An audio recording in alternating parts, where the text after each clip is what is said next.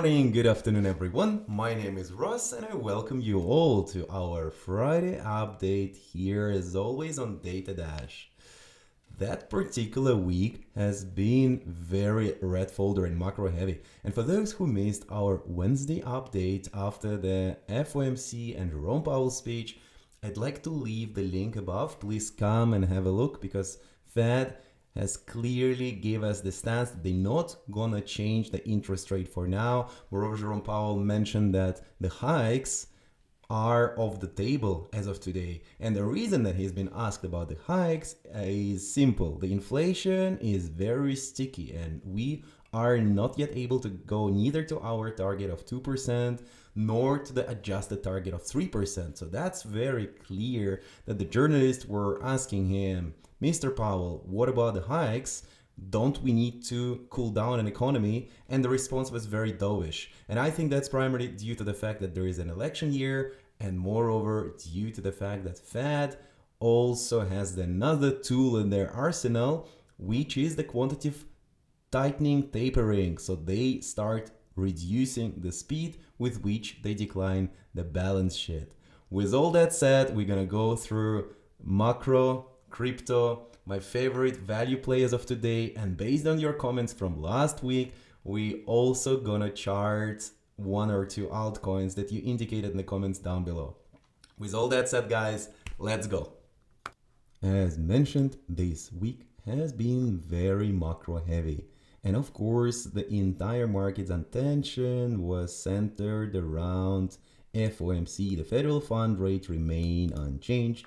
But as you remember, and as I just mentioned, Jerome Powell has changed the degree of the balance sheet decline. And so right now, the balance sheet can decline more than twice slower only. They went down from $60 billion per month all the way to $25 billion a month, where market expected actually not more than 30. So that's a significant change. And market still looked at unemployment claim yesterday that came in at 208,000, which was below the forecast at 212. So that kind of gives the healthy path yet to the Goldilocks. And on top of that, the multiple earnings, we will catch up on that in a second, such as Apple and Coinbase came also very positive. That does not necessarily mean that the price action is positive because Coinbase actually dropped on positive earnings, but market is forward thinking and it values much more the guidance, which Apple never gives. So today, the entire attention is on that last piece of data before we can go into next week. And next week is actually gonna be quite light. There is no red folders until next Friday. And so the entire attention of the market will be centered around non-farm employment change or non-farm payrolls and average hourly earnings. Why this is so important? Because the market gonna be very much afraid of the wage price spiral. This is an effect in macroeconomy where the companies are increasing their hourly wages because they're not able to hire anyone cheaper, but that actually puts more fire into inflation and that forces other producers and employers to increase the hourly rate in order to keep the employees in house. That can be the catch-22 for the market, and market is looking very carefully at this data. The market expects less and less the possibility for the Federal Reserve to cut the target rate.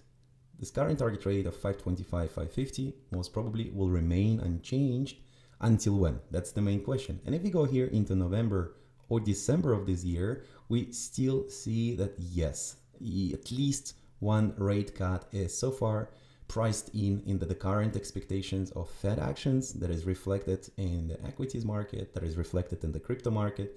If we go into the end of 2025, I can go as far as September, we would see that the market still expects 1% cut all the way down to 425, 450.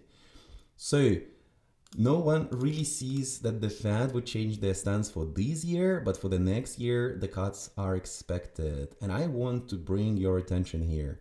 If the inflation data remains unchanged and we still are far beyond our 3% target, that Fed would start at least speaking. I'm not saying they're gonna hike the interest rate, but they would need to come to more questions of journalists. Mr. Powell, why don't we hike? And obviously this entire idea that we can start speak about the hikes can definitely cause an entire market correction and sell-off, because the current numbers, the current multipliers, the current price to earnings ratios are all based on the cut possibility and not on the hike. Just something to keep your attention on.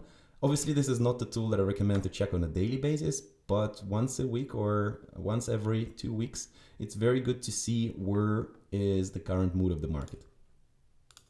I know you can't wait to go back into the charts, so I am jumping here into my favorite Euro USD. And all these lines here on the screen has been actually drawn by us a few weeks back. So what's here is important. First of all, Euro USD strength is already giving me a hint that indeed the PO3 setup that I was outlining previously with my accumulation, manipulation, and distribution is about to play. And where it's gonna send DXY in this case, well, I think DXY has stopped.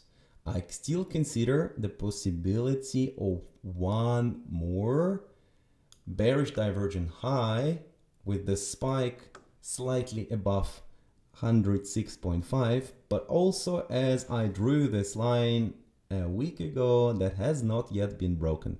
So far guys, my prognosis has actually been very accurate and it plays quite well.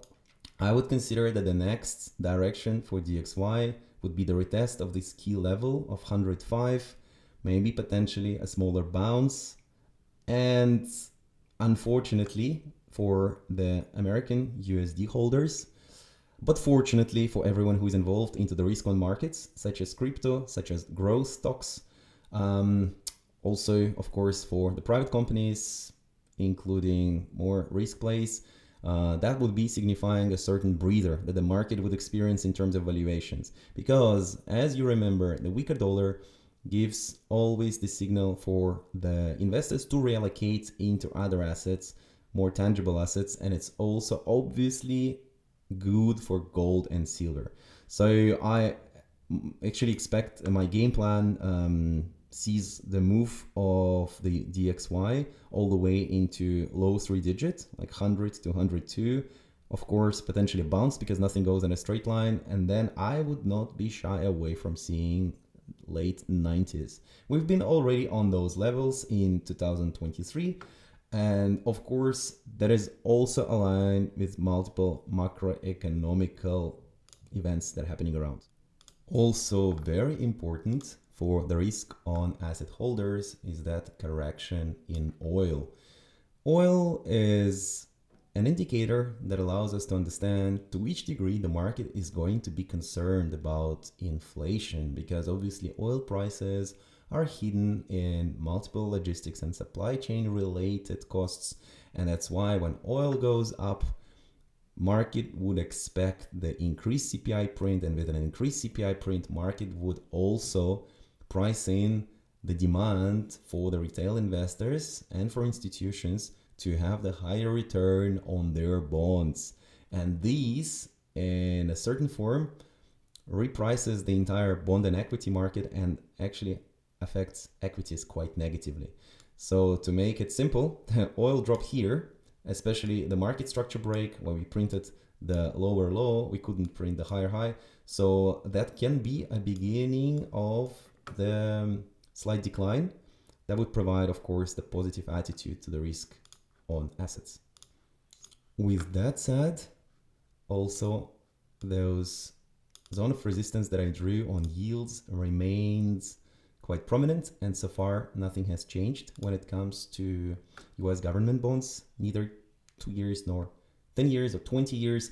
We still cannot break that line of 5%, and you remember in every video I cover those shortly, so my game plan is still in place. It's not yet invalidated. That zone of resistance here, until it's broken, the market would stay in a little bit more risk on mode.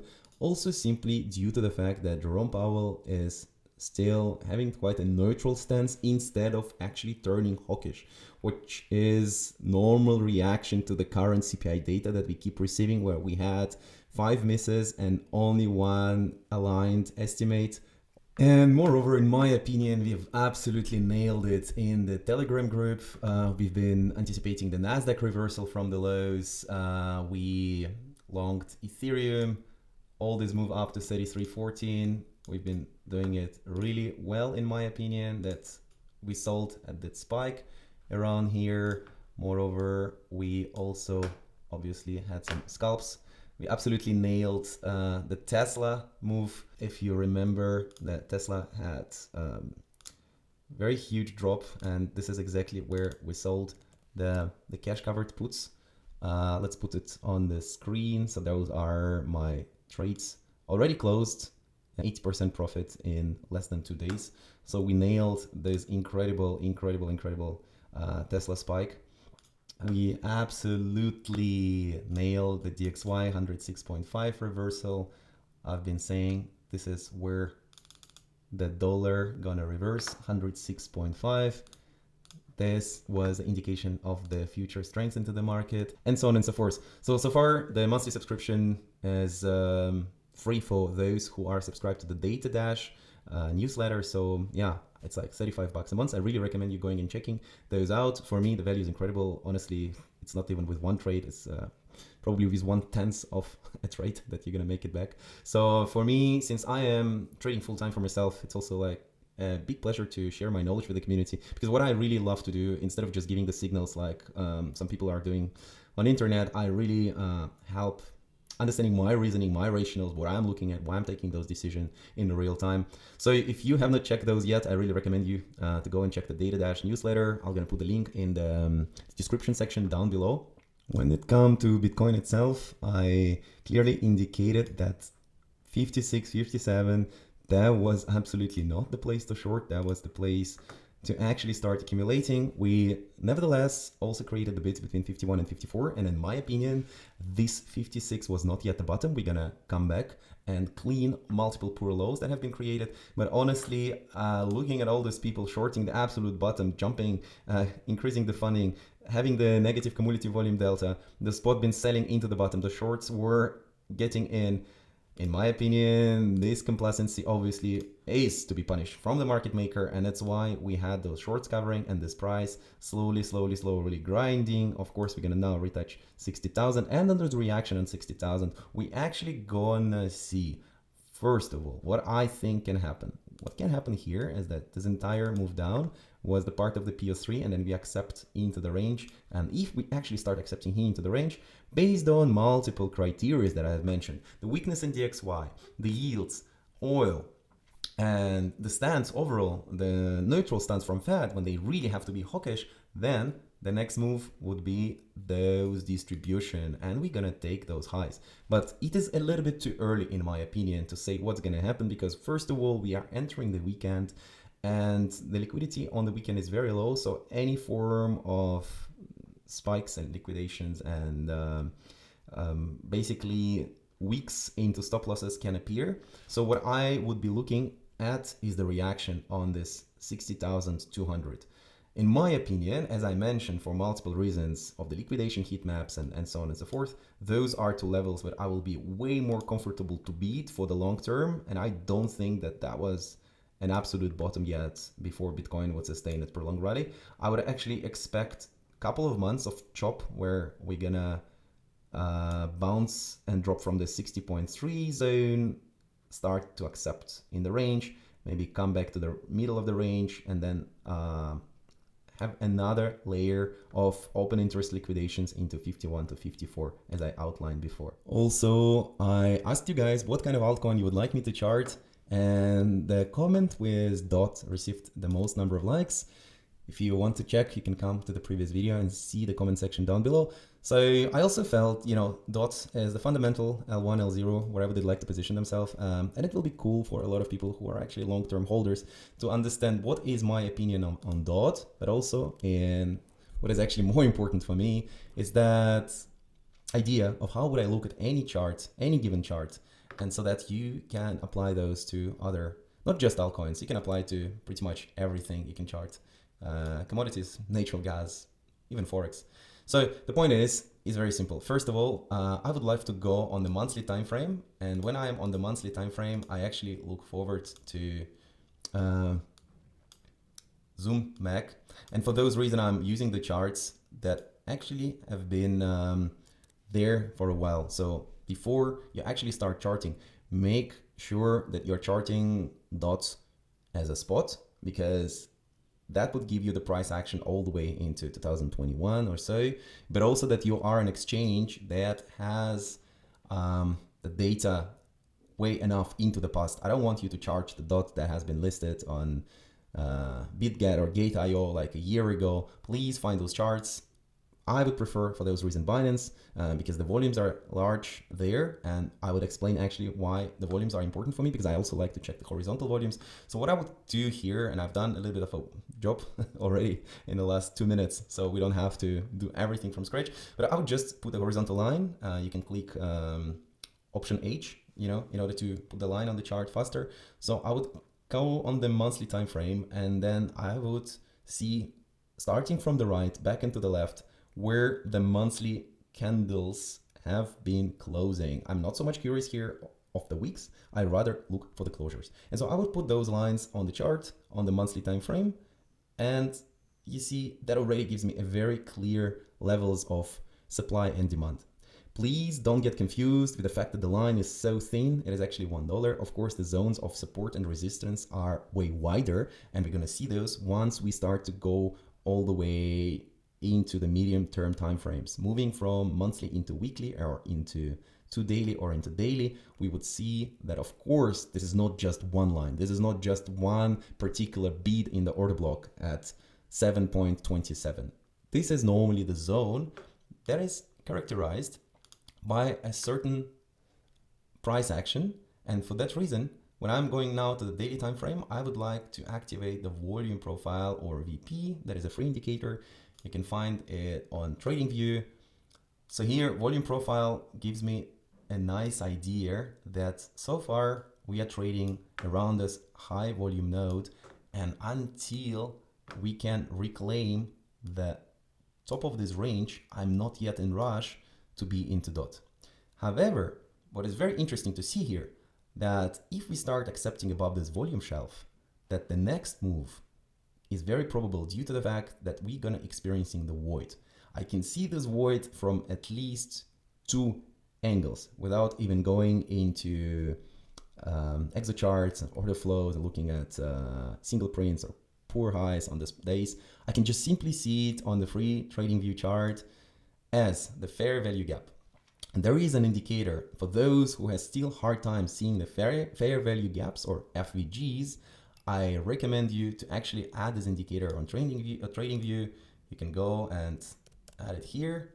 It's called FVG from Nephew Sam, and this indicator does the job for you. So I would actually make a little rectangle here indicating to you that there is an imbalance on the chart. For those who are not familiar with the concept of the fair value gap, just to remind, the fair value gaps are the form of market imbalances and inefficiencies. What happens is that buying or selling pressure is so high that there is lack. What appears is that the buying or selling pressure is so high that there is a lack of market participants who can step in a certain point of time, and that's why the price creates a huge imbalance. What it means imbalance? Imbalance, it means that the lower week of the previous candle and the higher week of the forward looking candle are having those distance in between.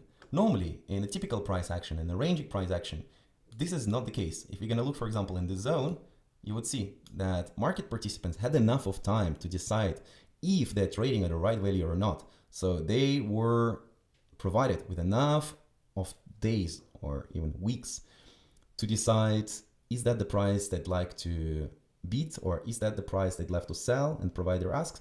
But when market fluctuates so quickly, then those zones, they start to act as a magnet, because market wants still to have ability to come back to those price action and transact around those prices. And so very often this blue ball here on the chart would act like a magnet.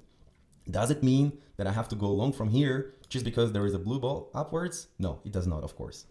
What it means for me is that if we are accepting above that range, on top of that, I see that we are reclaiming this volume shelf, that I would see, damn, that is quite probable that we're gonna come into the previous imbalance, and we have 12% on the price action, much more than majority of portfolio managers would do a year. So we have this 12% probability for DOT to go and to revisit those order block that actually has created that market structure break. So I would be looking from one perspective to look at the order block here that turned into a breaker, but on the other hand side, it's also supported by the volume profile. So this 12% move can be a nice trade as soon as we are accepting and starting to trade above the range high. Some people would tell me, wow, but why to be greedy? Why do you want to wait? Maybe right now, I'm gonna long now, and then instead of 14%, I'm gonna have 21, Russ. I'm like, no, that's not gonna happen this way, because on top of the risk reward, you also has the certain win rate or the probability of the scenario to take place, which you need to consider. Does it look like we just gonna start reversing right now? No, it does not look for me like that. Why? Because first of all, I see that we still cannot reclaim the higher high on our market structure. Yes, we are forming the W formation. Yes, we so far are printing the higher low, but also the previous low has been caused by the liquidation events. And, you know, without that wick, we are also like, I would not say sitting so stable here. Yes, it can be liquidity swipe. So you should not look so much on the length of the wick, rather, in my opinion, on the body of the candle. But what really makes me also a little bit concerned here is those two green candles. And green candles on my charts, they normally indicate, I'm gonna go on hourly right now, those green candles on my charts are indicating the candles with the abnormal volume or extremely high volume. Normally those candles are formed by the market maker pushes the price up, when the market maker pushes the price up, and those candles normally tend to also be revisited. Those zones tend to be revisited, and actually on the hourly time frame we revisited most of those candles, but I am on top of that seeing this kind of 3-tap into the high setup. So let's zoom out here a little bit and see what I mean. I mean that our RSI is starting to go into the overbought territory, and our price kind of providing for retail traders the indication that we want to break out. So this is one spike, second spike, third spike, and everyone starts to think, oh my God, we're gonna break out of the range. So many buyers are coming in. But do we have any momentum forwards for those RSI to extend further? No, we don't. And what happens afterwards? We have those huge oscillator reset. So for me, before I would like to go long here, I would like to see if you're able to sustain those momentum. But normally those number 3 indicates to me that that was a certain form of a market maker trap to lure the retail traders who very often act on leverage. They build up a lot of leverage, and that's what we gonna clean out first if we actually have to go upwards. And this is quite well coincides with the open interest and the price action that I was outlining in my short yesterday. So the price is going upwards, but I don't see any sustained move with the new market participants, which are actually active and willing to get long on those levels. I actually see that the shorts are closing. So when I'm coming back to the chart, I would like to zoom in and let market first reclaim this previous range at around 7.40. And once that chop has been resolved, only from there onwards, I'm actually interested to get long myself and to get involved, because as I said, from there onwards, good 12% move with a high probability is what I would like. In my opinion, this is a little bit too early, and I think that we might also continue chopping here until this volume shelf is resolved. So it might be a number of boring days, and then we will see from there. So in my opinion, if you're not yet in DOT, wait for level of 740 to be reclaimed, that we accept above. Also, those level would coincide with us being above 200-day moving average. And despite I don't really trade the moving averages, I know that for a lot of retail traders, that would actually be kind of good reclaim, because as remember, for a number of days, starting from the month of November 2023, DOT was quite well reacting on this 200-day moving average. Now we bounce back. So it can also be called as the bear trap, where we create a dot zone and then we are about to reclaim above the 200-day moving average. So that will be a good signal for you. There is also a high probability that we can lose that range. Of course, that should coincide with a further market drop.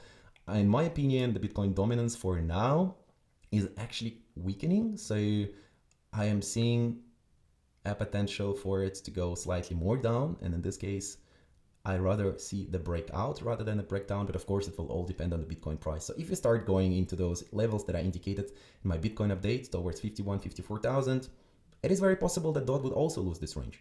What to do if you are already in DOT? Well, in this case, I would let it play the range and not get too chopped out. And only once you start seeing that we are losing that range, then you might take a loss.